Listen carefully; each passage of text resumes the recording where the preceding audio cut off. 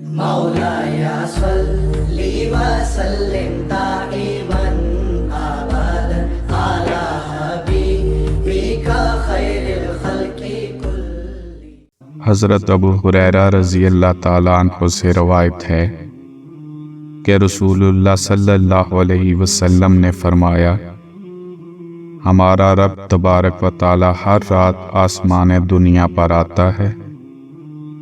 جب رات کا آخری تہائی حصہ باقی رہ جاتا ہے تو کہتا ہے کہ مجھے کون بلاتا ہے کہ میں اسے جواب دوں، مجھ سے کون مانگتا ہے کہ میں اسے عطا کروں، مجھ سے کون مغفرت طلب کرتا ہے کہ میں اس کی مغفرت کروں۔